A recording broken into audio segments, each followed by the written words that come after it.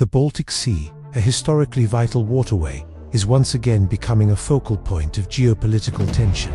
Since mid-2025, NATO has significantly ramped up its naval and air patrols in the region, citing the need for enhanced deterrence and collective defense. Warships and aircraft from multiple NATO nations are now a constant presence. This move is a direct response to the evolving security landscape in Europe, aimed at reassuring Baltic member states and demonstrating the alliance's resolve. From NATO's perspective, these patrols are a standard, defensive measure.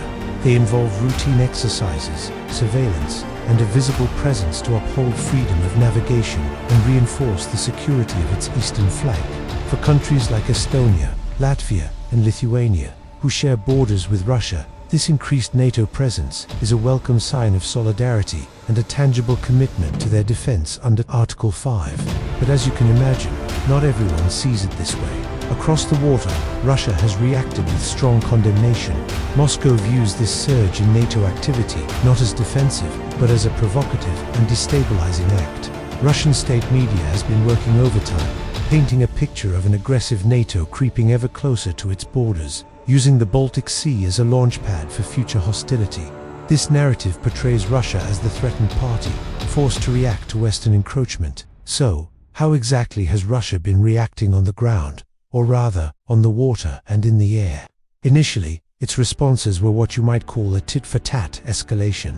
We've seen a sharp increase in Russian fighter jets scrambling to intercept NATO patrol aircraft, often flying dangerously close in what are known as unsafe and unprofessional maneuvers. In the sea, Russian naval vessels have been shadowing NATO fleets, a tense game of cat and mouse played out on the waves. Russia also conducted its own smaller-scale counter-exercises, flexing its military muscles in a direct reply to NATO's drills. These actions are designed to signal displeasure and demonstrate that Russia is not intimidated. But military analysts are looking beyond these immediate reactions, considering what Russia's next steps might be. The Kaliningrad Oblast, Russia's heavily militarized exclave, nestled between Poland and Lithuania, is a key piece of this puzzle. It's already home to advanced missile systems, and one potential escalation could be the deployment of even more capable weapons there, including new hypersonic missiles.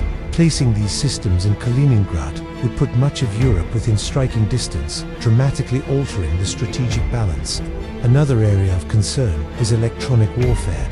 Russia has sophisticated capabilities to jam GPS signals, disrupt communications, and interfere with radar systems. We've already seen instances of GPS spoofing affecting civilian air traffic in the region.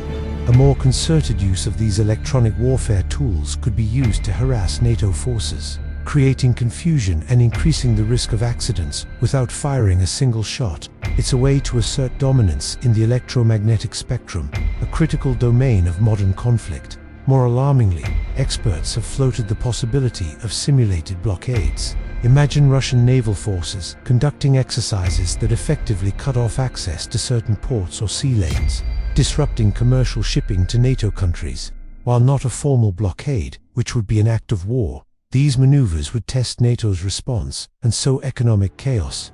It's a higher-risk strategy, but one that falls into a gray area of international law, making a unified response from the alliance more complex. Beyond direct military posturing, we can expect a mix of economic and diplomatic measures. Russia might impose targeted sanctions, restrict trade, or expel diplomats to protest NATO's actions. These moves are part of a broader strategy to impose costs on Western nations and create divisions within the alliance. And then there are the gray zone tactics, a hallmark of modern hybrid warfare. This involves activities that fall below the threshold of conventional military conflict. We're talking about intensified disinformation campaigns targeting public opinion in NATO countries, trying to fuel opposition to the military presence in the Baltic. It could also involve cyber attacks against critical infrastructure, or even covert support for political groups that advocate for weaker ties with NATO. These tactics are subtle, deniable, and designed to destabilize from within. This escalating situation has profound implications, especially for the newest members of the alliance, Finland and Sweden. Their decision to join NATO was driven by security concerns following Russia's actions in Ukraine. Now, they find themselves on the front line of this new standoff. Their integration into NATO's command and control structures is being accelerated, and their forces are playing a crucial role in these very patrols. For them, this isn't a distant geopolitical game, it's a daily reality on their doorstep. The entire Baltic Sea region is at risk of becoming highly militarized, reminiscent of the Cold War. The constant close encounters between Russian and NATO forces create a heterogeneous environment where a simple miscalculation, a technical malfunction, or a misunderstanding by a young pilot or ship captain could spiral into a direct confrontation. An accidental collision or a downed aircraft could trigger a rapid escalation that neither side initially intended. This tension doesn't exist in a vacuum. It strains the already fragile relationship between Russia and the West. Every exercise, every interception, and every harsh word deepens the mistrust and makes a return to normalcy more difficult. It feeds a cycle of action and reaction, where each side's defensive moves are interpreted as offensive by the other. This dynamic erodes the arms control agreements and diplomatic channels that were built over decades to prevent conflict. So, is a major conflict inevitable? Not necessarily. There are still avenues for de-escalation. Diplomacy, though difficult, remains the most important tool.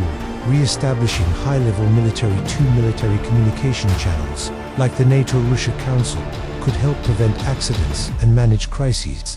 It's about ensuring that when things get tense, there's a hotline to call to avoid the worst-case scenario.